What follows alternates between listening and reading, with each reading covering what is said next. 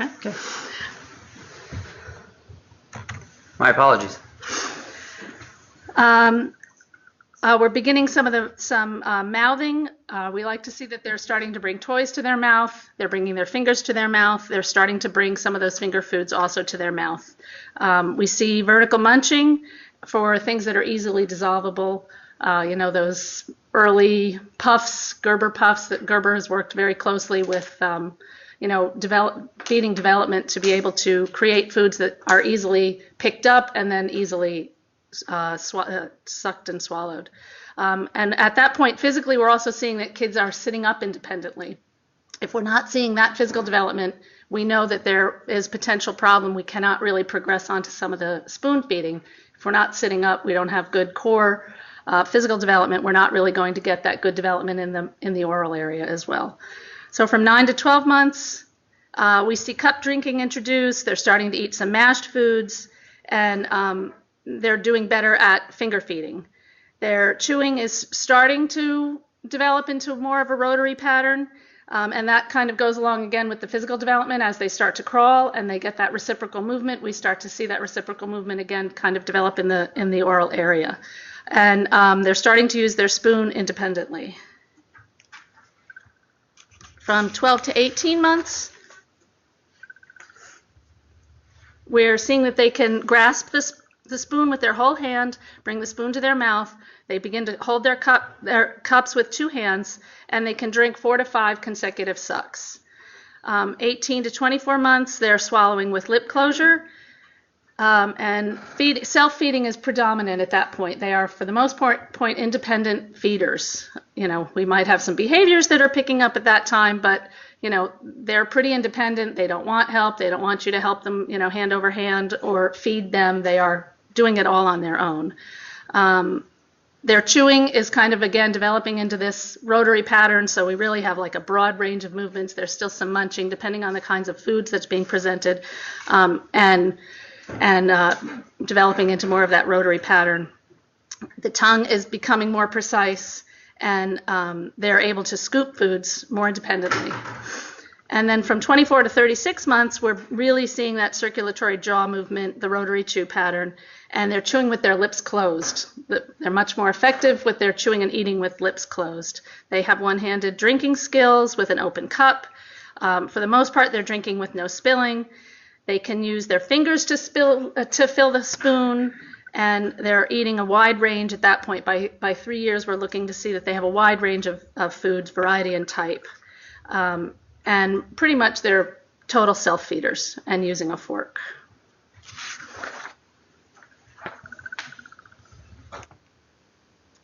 And then, so as we look at their ability, their development, their physical development, their oral motor skills, sensory skills, things like that, we have to look at the food types that are being presented. So a lot of this information comes from our SOS training, which I'll get into a little bit at the end. So we can see how, as well as our physical development, our food has to change as well with what they're able to handle. So we're looking to see that they have sensory interactions with their foods.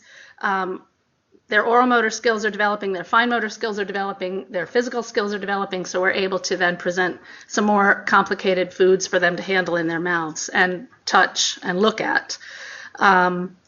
So, early on, of course, it's just breast milk or formula from the bottle or breast, and the first introduction of some smooth pureed baby foods or baby cereals at that time. From 7 to 9 months, we're starting to present some thicker baby foods, purees, maybe some texture, and some soft table foods. We can start at that point, depending again on their physical development. We're looking to see that they're beginning with some of the dissolvable Gerber puffs, Gerber melts, things like that. They can have soft teething cookies and biscuits after they've demonstrated that they have the ability to handle that food. So from 10 to 11 months, we're looking more at some soft cube foods. They really shouldn't be any bigger than, kind of the tip of your pinky.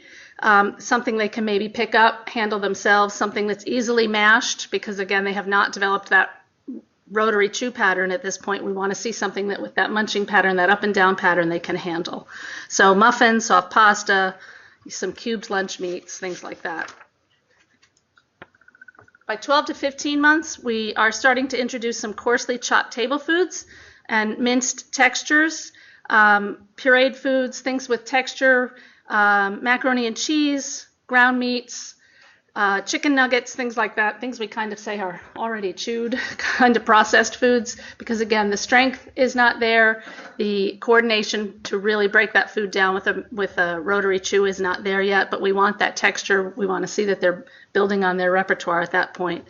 And we really encourage parents to kind of skip the stage 3s. They're really a more difficult food to handle. We talk a lot about just moving right on to mashed table foods at this point, because the stage 3s and things like that are really more of just a puree, a liquid with some chunks in it, and that's a much more difficult thing to handle. So a lot of our kids have trouble with stage 3, and just moving on to table foods, mashed table foods is a much easier way to go. And then by 16 to 24 months, we have introduced some of the hard mechanicals, things that really kind of take some jaw strength to bite, coarsely chopped table foods, most meats, and raw vegetables. They have to be able to have that jaw strength to bite it, move it over to the side of their mouth, and chew with a strong rotary chew pattern. Oops, I never forwarded that, sorry. So when we're looking at kids in our program, some of the red flags for feeding, that you guys might see or that our pediatricians are seeing are kids that have ongoing poor weight gain or weight loss, kids that have failure to thrive, kids that have any kind of ongoing choking or coughing after meals, any nasal regurgitation. Kids, when we're looking at some of the babies, we're looking at some of the babies that are crying and falling asleep or arching through their feedings.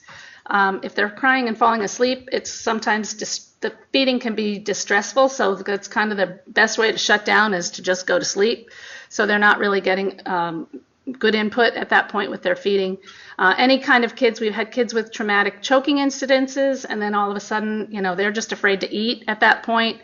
Any history of aspiration penetration, difficulty transitioning to baby foods. We do get a lot of those kids, especially as we're seeing some of the younger babies coming out of the NICU. We do see a lot of kids who have that difficulty transitioning onto regular baby foods and table foods, anywhere from 12 to 16 months.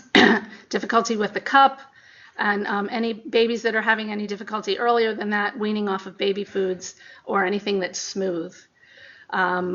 A lot of these kids have aversions and avoidance to feeding, especially again for some of our babies that have had so much going on. They've had tubes, they've had people at their faces, kind of doing lots of stuff to them, and they just don't want anything to do with touching their faces or coming near them, and they can quickly learn an aversion to feeding at that point.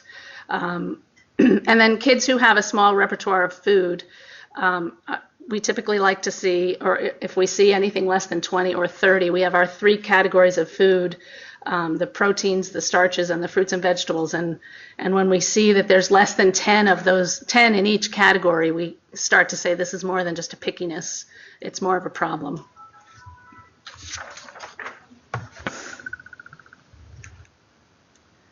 Some of the contributing factors to feeding problems. Let me see. So a lot of our kids have pain and discomfort when they eat. And when these kids have had that from a very early age, that quickly leads to a learned behavior that food does not feel good, eating does not feel good, which I know for most of us that's not a problem, and parents don't understand that as well. Parents really need a lot of education in this area, that if there are any underlying medical issues, food just does not feel good. Eating is not a pleasant experience. So again, we see a lot of kids, even though they have their development may be appropriate, they've already learned that eating hurts, so they are just not going to progress through those stages that we talked about earlier, even though they might have the abilities to be able to do that. So we have pain and discomfort, immature oral motor skills, sensory processing problems, and then learned behaviors, like I said, due to any of those things above, and then any nutritional problems that we may see. And gastroesophageal reflux disease is the most common medical diagnosis contributing to feeding difficulties. And I don't know how much you have seen kids with this, but we are seeing a number of our kids, a majority of our kids have some kind of underlying G issue that maybe was missed early on. You know, parents weren't thinking about it, parents weren't noticing it, or they were able to comfort and soothe. But really that child has learned very early on, like I said, that feeding is just not something they want to do.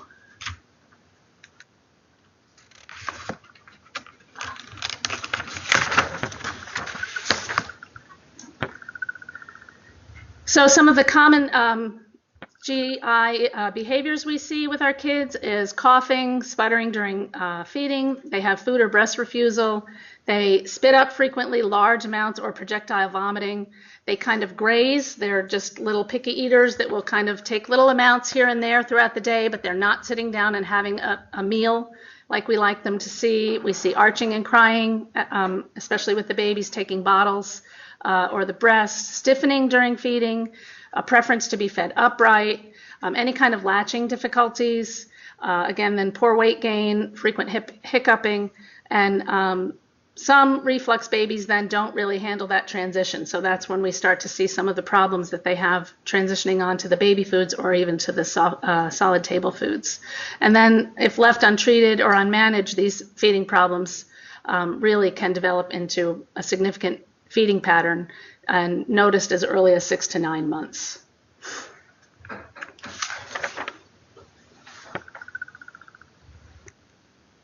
When we see kids with GERD, you know, of course it's medically managed. We defer, of course, immediately to the GI or pediatrician, and we need to see that that medical management is handled before we really can work on some of these other things, because again, if it's not feeling good, we can be doing as much as we want in therapy and they're just not going to progress because they've got that underlying medical issue.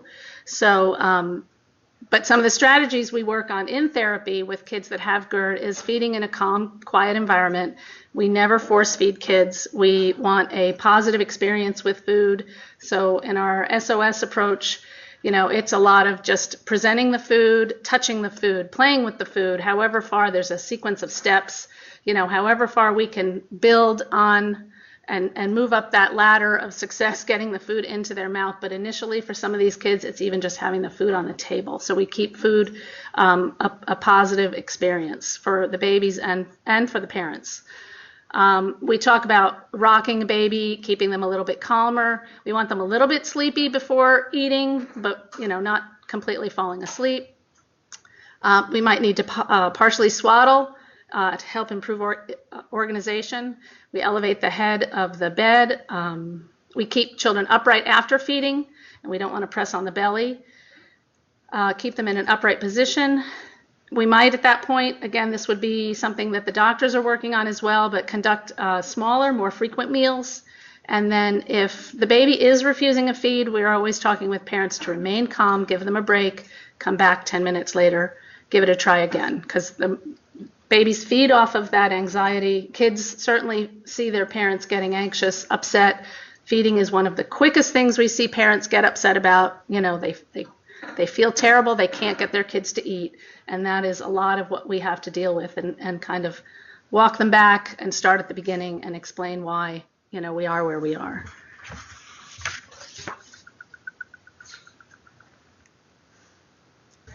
We typically do not encourage thickening of with cereal in the bottle or a cup. It's just more difficult for most of our babies.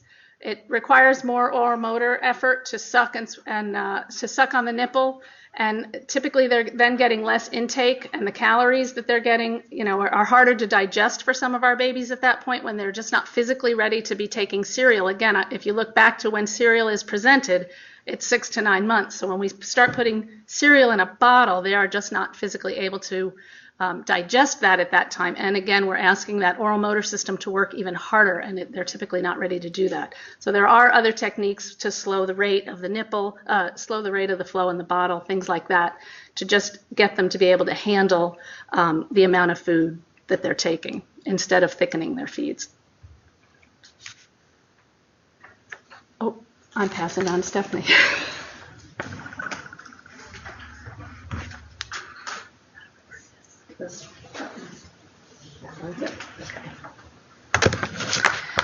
Okay, so we're on the right slide. Laurie touched on this a little bit earlier, picky eating versus problem feeding. This is actually a big part of the course name for the SOS training that we completed. So what we're trying to discuss here is that children typically go through a stage of picky eating, which is considered normal developmentally. But what we're looking at is the differences between what is normal pickiness and when it's a problem. Laurie went over some of the red flags, but this kind of just breaks it down a little bit better. And I'll ask first, does anyone know what a food jag is or has heard of it at all? Mark, you're not allowed to answer.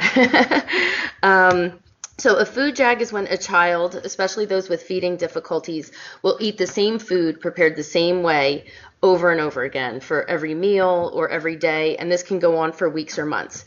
So the child will get bored or burnt out with eating that food over and over. Imagine you have pancakes for breakfast, and they're delicious the first day, but if you were to eat them over and over for 6 months, you probably wouldn't want pancakes anymore. You'd get tired of them. So when children, especially with feeding difficulties, go through this, they lose the foods from their diet, and that's called a food jag. So when we're talking about typical picky eaters, you will see a decrease in the range and the variety of foods, but they still have more than 30 foods in their diet. With typical picky eating, foods lost to food jags will most likely be regained. They won't be lost from their diet. They can tolerate a presentation of new food on their plate without an aversion. They eat more than one food from each category and texture group. They regularly add new foods to their repertoire. They'll eat with the family. Sometimes it might be a little bit different than what the family is eating, but you can still work some of that in. When it becomes a problem feeders will have that restricted range of foods, usually 20 or less. When they lose a food as a result of a food jag, it's often not regained. It's lost from their diet. They cry or demonstrate negative behaviors upon presentation of novel foods. They refuse to eat entire food categories or food texture groups. We have kids that won't eat, any fruits, vegetables, or meats. It might just be one category or texture group. They do not regularly add new foods to their diet. There's a lot of behaviors and refusals when something new is put on their plate. They eat alone or eat different foods from the rest of the family. So what we're also seeing is kids that they have less than 20 foods in their diet, which is a red flag and a problem feeder, but their height and weight is fine on the growth chart at the pediatrician's office. So it's kind of dismissed as not necessarily a problem. So that's when there might be a referral for our services that might be needed. So we treat a variety of children. Laurie talked about failure to thrive. We see children that were premature and are still having problems with eating. The different stages of the swallow and dysphagia, we see children for that as well. Feeding concerns as a result of cleft lip or palate, aversions to food textures, whether it's related to sensory processing disorder or tied in with some of the prematurity like Laurie was talking about, where these little ones have had a lot of invasive procedures done, and so it's really tough to get in or near their mouths. Limited food repertoire, difficulty advancing to developmentally appropriate food types and textures. We see this again, back to the red flags that Laurie was talking about. If you see a child that, they accepted the bottle fine, they accepted formula fine, now it's time to start some of those purees and they're refusing. That's worth a referral to our services. Or they did fine with formula, bottle breast, purees, and now some of those soft solid foods are tough for them to manage. That's also an indicator that our services might be needed. Also, as far as GI issues, we do always, refer to GI, the specialist, if there's any kind of thought that there's some sort of GERD or gastroparesis, EE, and eosinophilic esophagitis. It requires medical management in conjunction with what we're doing in therapy. If it's something that's going to require a medication, an acid suppressant, something like that, we can do all the therapy that we want, but if they still don't feel good when they're eating, they're just not going to want to eat. So as far as our feeding evaluations at St. Luke's North, the evaluations are conducted by an occupational therapist and a speech therapist, and we require prescriptions for each of those. We get our intake paperwork, case history, the parent fills out developmental milestones and history, feeding history. We look back to see if they have been to specialists, GI, if they had any testing done. More times than not, they probably haven't. So then we schedule our evaluation, and what our evaluations look like, we ask the parent or caregiver to bring 3 preferred foods, 3 non-preferred foods, and a drink of some sort with whatever cup or bottle they're drinking out of at the time. So what we try to do is we try to replicate the best we can what a mealtime would look like at home. And the therapist, we are actually not in the room. We observe behind an observation mirror, so we're not a distraction in the room.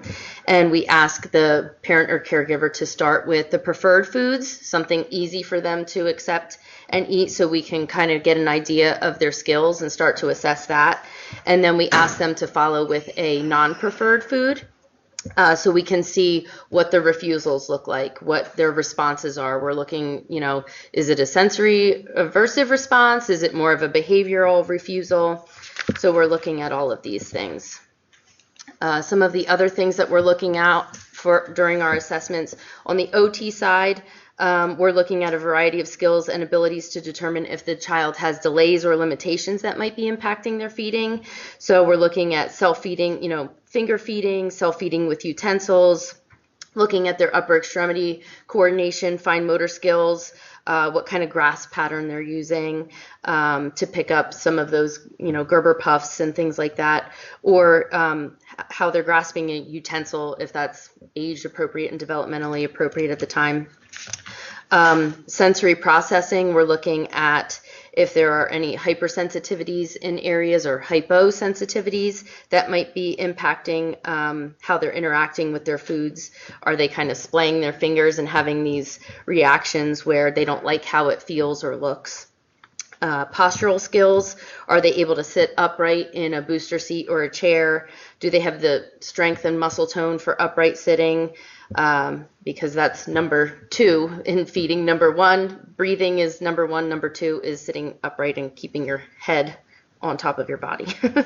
We're looking at the dynamic between the parent and the child. Also, parent modeling. Is the parent, modeling and looking for the child to imitate with foods?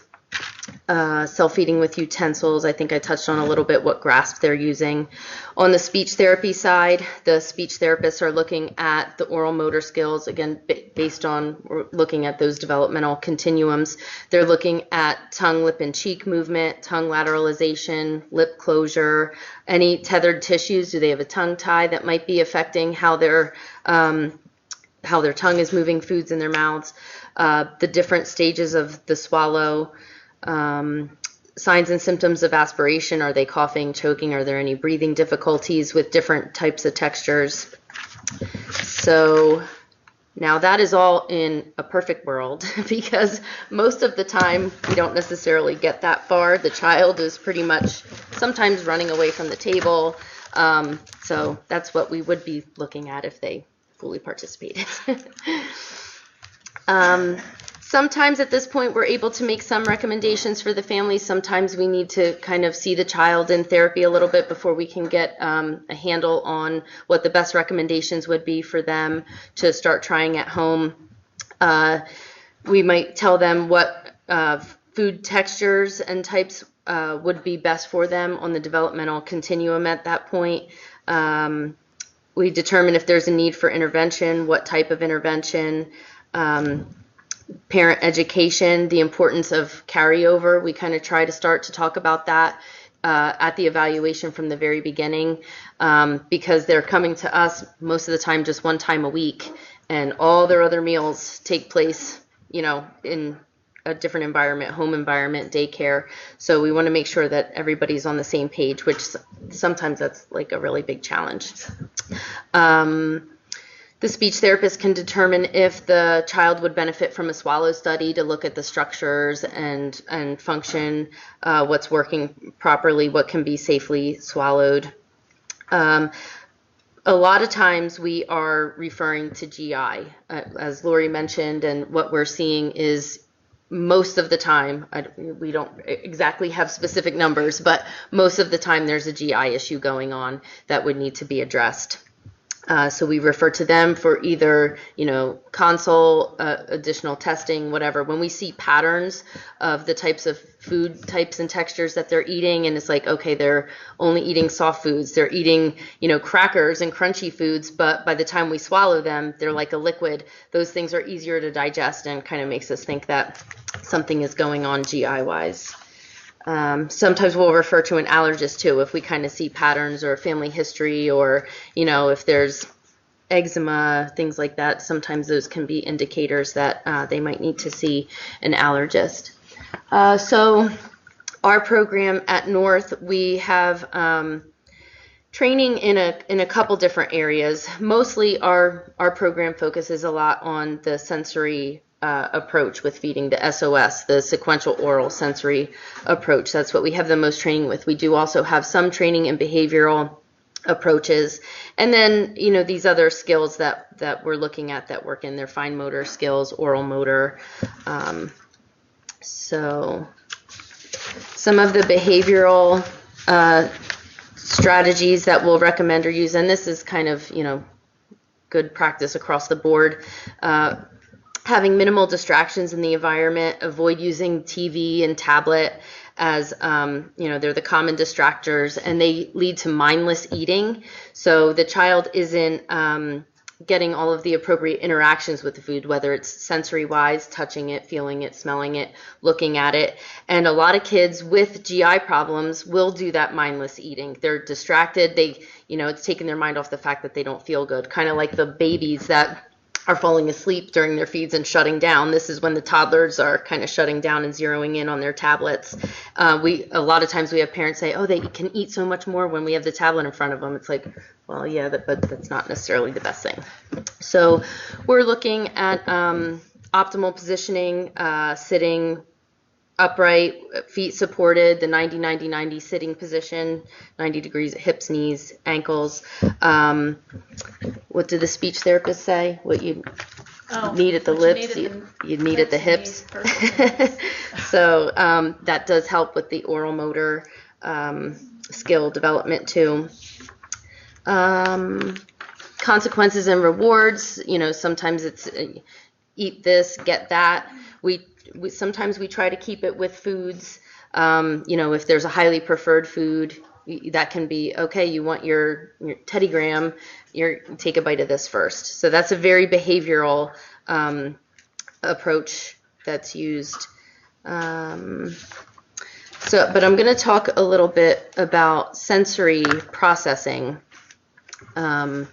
because that is a big part of our approach that we use at our clinic. So with sensory processing, we are all always constantly taking in information from our environment through our senses.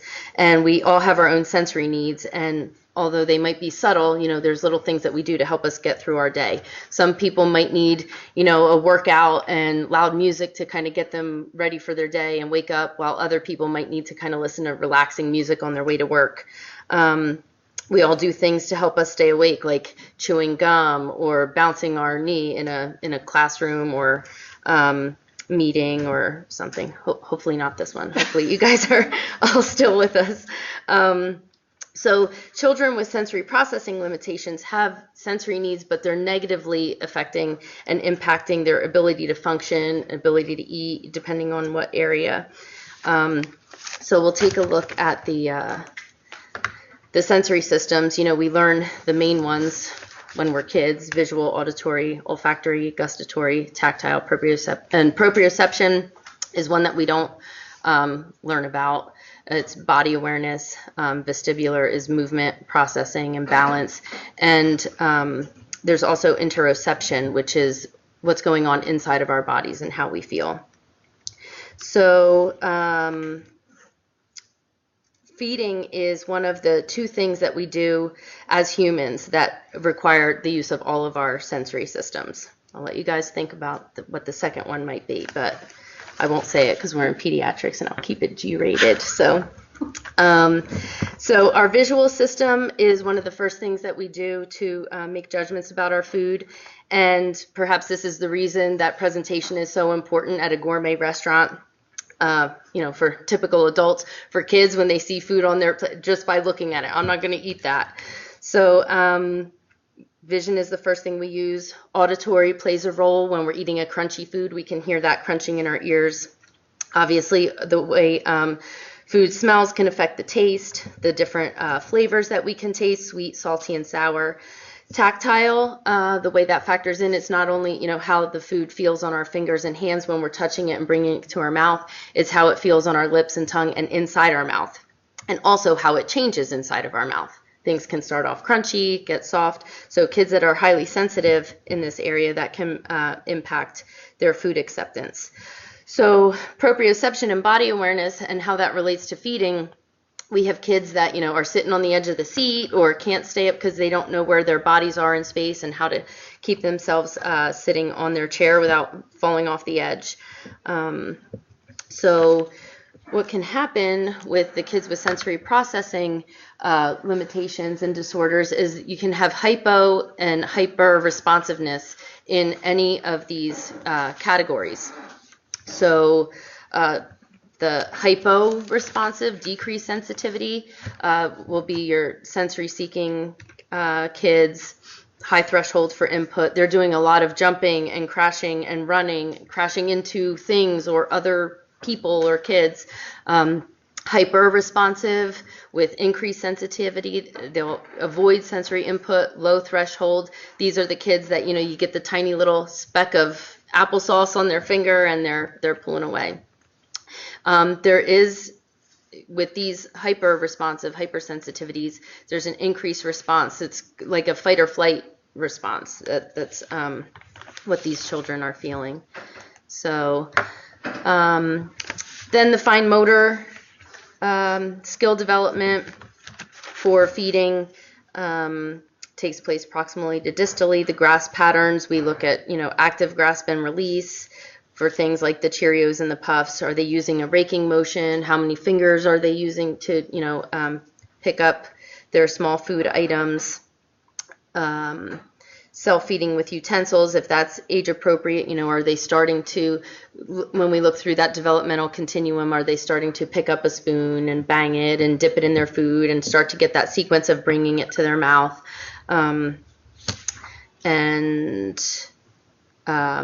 What kind of grasp pattern they're using. Are they scooping their foods? Now we're on to oral motor, which I will pass over to Laurie in speech. It's her area.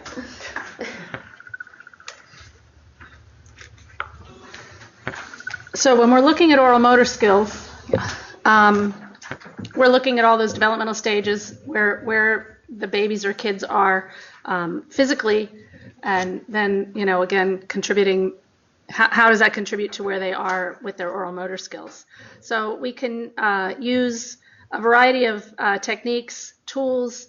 We use different kinds of foods to work on oral motor skills and build from there. So the factors that influence the ability to eat, suck as a baby or start to eat, as again, physically dependent, positioning, strength and coordination, and then of course for some of the babies choosing the right bottle or nipple, because again, it's depending on how strong they are and what kind of a flow they might need from the bottle. What's involved in chewing? We're looking at that rotary chewing pattern.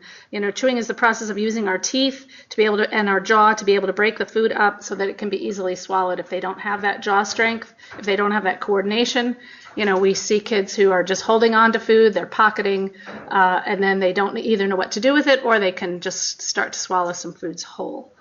Their ability to bite, control jaw movements, and again, at that point, we want them to be physically developed, sitting upright, being able to hold their body up, against gravity. We want tongue movement. We need that tongue moving from side to side to be able to keep food over on our teeth. And again, we're seeing a lot of kids with tongue tie issues, tethered tissue, and that often can make it very hard for kids to be able to move their tongue and keep the food over. A lot of times we don't see it up front where we typically think of seeing the tongue tie, but there can be posterior tongue ties, and that's limiting the movement more towards the back of the mouth, and that's where we need the food to go eventually to finish chewing and swallowing, transition to swallow. We want the cheeks to draw in. We need enough strength in the cheeks to keep the food from spilling over and keep it where we need it to be. We need lip control. Early on when we're teaching kids to chew, we're always showing them, and the parents sometimes don't love this, but we're always like, oh, open your mouth, and we're modeling big up and down movements, and our mouth is open and our tongues are moving, but eventually we want the mouth closed. We want good lip closure with either a utensil or when they're chewing on foods. Again, they need the physical strength to be able to do all of this, and then food textures, again, if they have any sensitivities, they're going to have a hard time with moving on to some of the foods that we want to see and use, and then developing those oral motor skills. So a lot of times they just don't have, they're not comfortable with maybe moving beyond purees. So we just don't see, they won't touch it, they won't pick up fruits, they won't touch anything that's wet, they won't, if it's lumpy, they don't want anything to do with it. So again, then that just keeps their experiences down, which then limits their oral motor skills and their oral motor development. So when we're preparing for feeding in therapy, and what we often have parents do, oh no, sorry, I went too far. You can go to your part. I can go back. I actually don't think this was a slide. Okay. This was more my notes. When we're preparing for feeding in therapy, and we give parents some tools to take home with them, there's Nook brushes, there's Chewy tubing, things like that. We'll play with those things in our foods, in our purees, keeping kids, again, comfortable, happy, wherever they are, at the level they are ready to be at with the different food types or textures that we're presenting. So we want any kind of oral alerting activities, waking up their mouths. If it's just touching, some of the kids have such significant oral aversions, we can't really even get at their faces and mouths right away. So we're just kind of working through. We might have to start, down here at our hands, even with some of the tools, things like that. We're down on our hands. We're working our way up the shoulder. We can get it onto our shoulders. We can get it onto our nose. Again, just getting them ready to go. Our sessions often begin with a prep 10-15 minutes where they're getting some physical activity, some sensory work with our OT to get the body ready to then come in and eat or do eat. And we have to look again at the oral hyper and hyposensitivity as well. We see a lot of kids who have a strong gag. The gag can often be a learned behavior. It's an aversive reaction. We do need to rule out why they are gagging on foods. But a lot of times we just have to reduce the facial sensitivities. It's a kid's immediate reaction sometimes to a novel food or a texture they don't like. Anything new to their mouth, we see the gag. It is them telling us they're not okay right now. We need to look at the emotional component of a gag as well. And if it is their way of communicating that stress and discomfort to us, we need to kind of stay calm. We always tell parents the gag is a good thing. That's their protective response. They're not going to swallow something that they can't handle. we need to then work them through that. And it's okay. Oh, look, you got that out of your mouth. And oh, okay, well, maybe we can try that again. Let's, touch it. We want to end back on a positive experience. And we always just tell parents, big smile, oh, you're okay. As much as you're panicking that kids have just gagged or really, gotten upset, we're okay. And it's okay that that happened.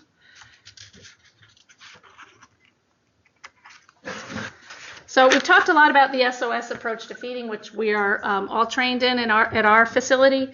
It uses a transdisciplinary team to assess and treat children with feeding difficulties. It was developed probably 15, maybe more, I'm not sure, years ago by Dr. Kay Toomey, and I did not.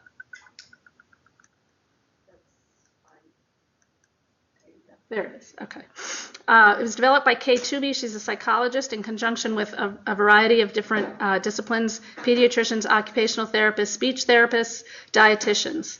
It integrates sensory, motor, and oral, behavioral learning, medical, and nutritional factors and approaches in order to comprehensively evaluate and manage kids with feeding problems. It's based on the normal developmental stages. That's the developmental food continuum that I talked about before, and looking at the skills of feeding found in typically developing children to then be able to work back and find out where the kids that we see are having problems. They work on systematically desensitizing. We have a hierarchy, so like I was talking about, if we can touch for some kids, it's the food on the table. For other kids, it's being able to pick it up. How far can we get, how close can we get it to the mouth to eventually get it into their mouth and swallowed.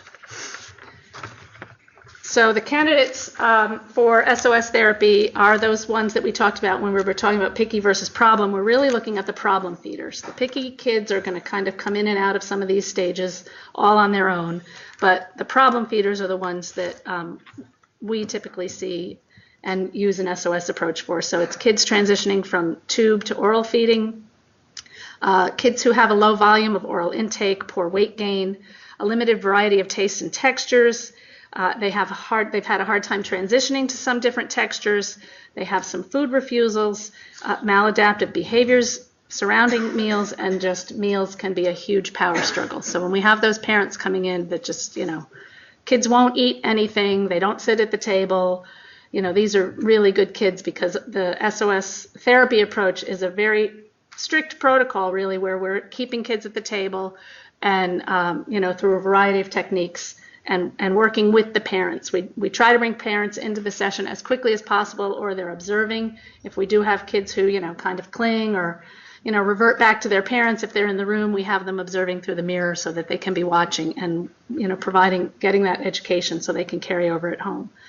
The goals of SOS is to have positive experiences with food, learn that mealtime routine, and we encourage parents to follow that routine at home as well, at least as often as they can. The family meal has gone by the wayside, and so many of our parents tell us we don't sit down as a family to eat. The kids are eating this and I'm eating that, and we really try to encourage that as much as possible. They come back and they try to have at least a meal a day, or at least when the kids are eating, some parent is or caregiver is sitting with them and eating at the same time.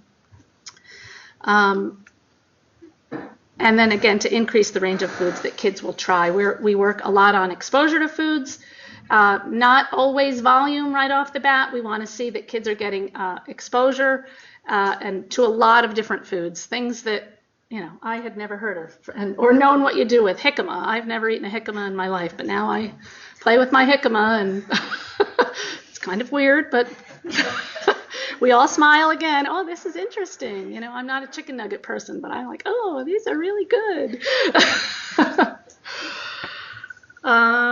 So that's our SOS approach. That's basically what we're using, but we do have to throw in some behavioral techniques here and there. We try not to, but when we've gotten through where kids are eating just about everything for us, they have a pretty good range in therapy with us, but they're not transitioning to home. Or for some of our kids, we know they can, we know they have the skills, we know it's not sensory, maybe these things were an issue in the past, but those learned behaviors have become so ingrained that they're not going to try. We do kind of have that little plate of rewards and oh, well, we can try this first. We never really kind of hold it, dangle it over their head like a carrot, but it is like, oh, let's try this first. and we see how far we can get up the hierarchy, and then always revert back to that preferred food if that's what's necessary. Now you have to find yourself. I know. Okay. So because Laurie talked about the SOS approach that we used, and it was developed by a psychologist, Dr. Kay Toomey, I think we should touch a little bit on cognitive development and its impact on feeding. This is going back to your developmental stuff on, pre-operational thinking, concrete operations, formal operations. So in that pre-operational thinking stage, children base decisions on textures and packaging versus the taste of foods. Concrete operations, they base liking of food, whether or not it's eaten by adults, what the specific taste is, and how familiar the taste is. Food choices in the formal operations stage are based on taste and negative experiences. So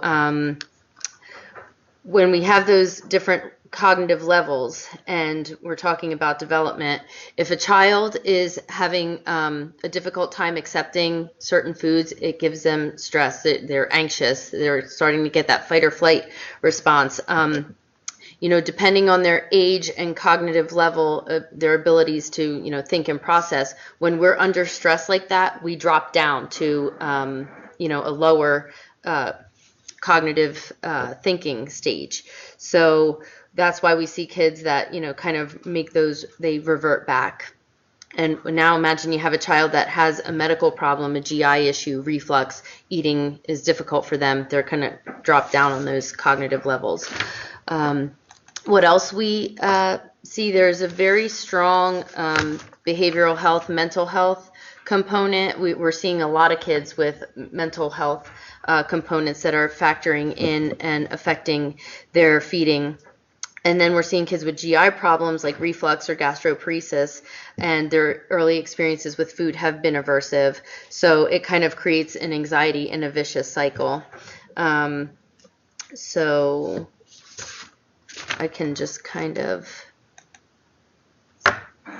some things up here about some of our further program details. Like Laurie touched on, we use multiple approaches. The SOS approach is the one that we use the most, but we do, when necessary, do some behavioral approaches, fluid movement between those approaches.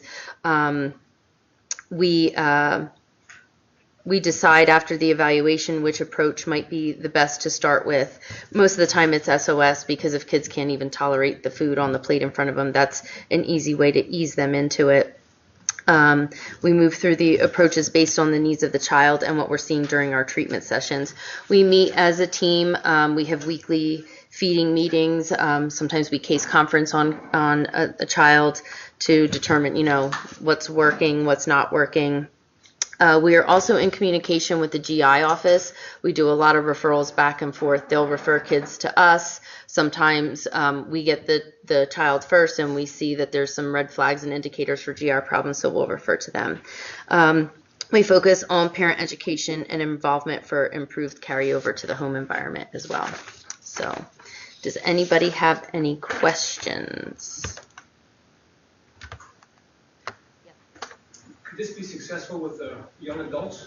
If you have a child who's gone through this whole process and does all those things, and now that we're a young adult who eats 20 foods, how do you change those habits? That is a really good question, and Laurie and I did treat an 18 or 19-year-old. It's certainly out of the realm and kind of our comfort level a little bit, but he was an adult on the autism spectrum. He was autistic, but very self-motivated. So I think that's probably the biggest factor when you get into that age range, that they need to want to do it for themselves. It's not mom or dad or therapist saying, eat your vegetables, eat your vegetables. He came to us saying, I know I don't have a healthy diet. My dad had a heart attack at whatever age. He's like, I need to eat better. So we worked with him and gave him some strategies to try to use. And so he was going to college, actually, a very smart kid. And he knew that he was going to have to eat in the dining hall and kind of work with whatever foods were available. So he worked hard. We didn't see him very long. No. And we evaluated a 17-year-old. So again, on the older side for the age range that we see, and he was incredibly anxious and not necessarily motivated, so we didn't really think that he was a good candidate. You know, he's there with mom, and mom was, you know, oh yeah, he's ready to do this, and his head is down on the table. It's like he doesn't look like he's ready to do this. So self-motivation is probably the biggest factor. So any other questions? And I guess I should try to figure out where these people are in cyberspace. If they have questions, click on the red dot. Yep.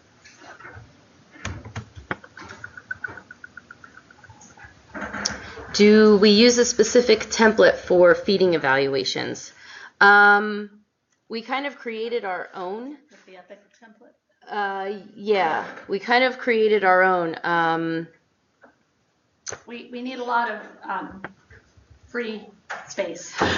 Yeah, so. It doesn't fall into a lot of drop downs. And I think, as I indicated before, we created a feeding template, but then you have the child in front of you, and you know, our templates and our paper, everything's black and white, and what we're seeing in front of us is very gray. Child running away from the table. So we have our, you know, our check boxes of, you know, upper extremity coordination or postural control, and they're running away and crying, or they're laying under the table. So while we do have a template, it's a lot of narrative in our evaluation write-ups.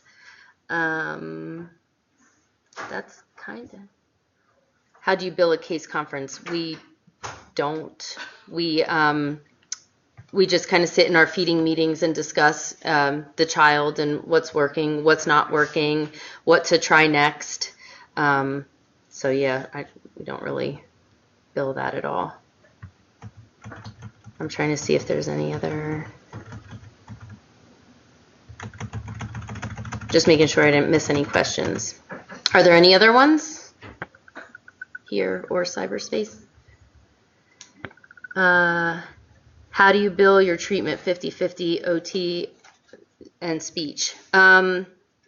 We bill it. A speech eval and an OT. Yeah, we bill, you know, for speech and OT, especially on the evaluations. I don't think we've had any problems with any insurances where we've had to split it. Yeah, there may be some insurances where you might have to take a closer look at that and how many minutes you're doing for each one. But so many of our kids, their primary insurance is medical assistance, so we don't really have to worry about that too much. The same for your treatment sessions? You're doing joint treatment Yes. sessions? Yeah. Mm-hmm. Yeah, we've been doing it for years, so. Yeah, so it's one OT session, one speech session. Mm-hmm. And the length of the session between the two of you? 45 minutes. 45-minute treatment sessions. Yeah. And to spin off of Joe's question, you don't have a particular psychologist within our network who maybe is more interested in this? Should parents, you know, in the acute care side are doing some of the video Barium swallows, and we've seen some very negative behaviors from parents. You know that you're working with them, but I can only imagine how difficult it is.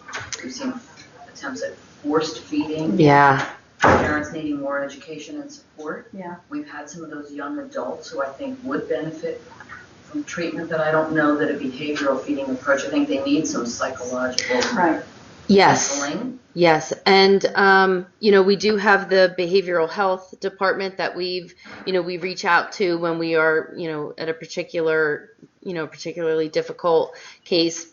Some of the kids are actually already followed by, you know, psych in some way or another, which is challenging because you want to try to go in and they have the different levels of privacy, so we can't exactly see their notes. So it's like, okay, anxiety disorder, but we're seeing all this other stuff that's contributing, and we, you know, don't really exactly know what's going on in there. They can see your notes, so Yeah. they can see some of Yeah. the manifestations and maybe assist. Right. I don't know if we have one person in particular who was more interested.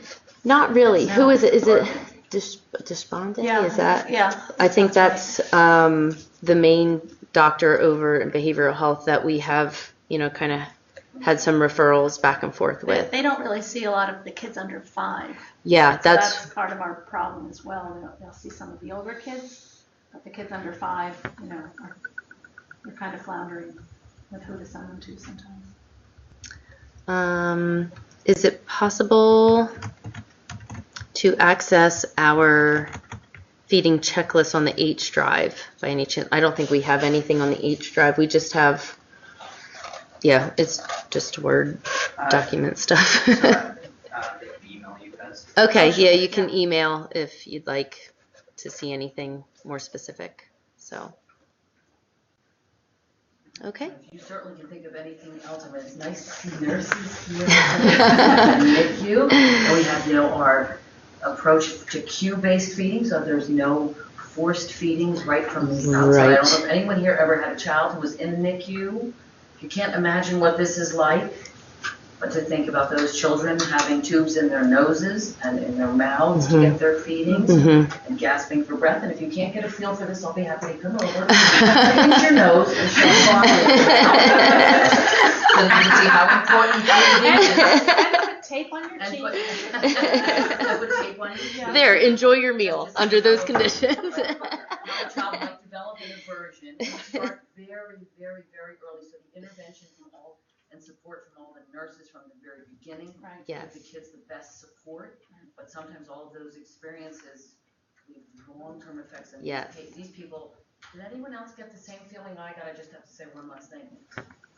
Their patience and persistence must be incredible. Right?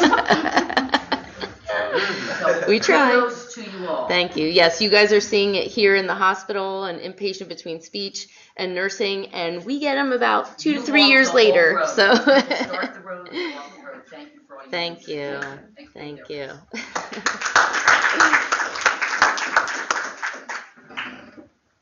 And make sure you guys, if you're New Jersey licensed, make sure you sign out. If you otherwise, make sure you pick up your CE certificate. And if you're watching online, make sure you email me for your quiz. Have a good one.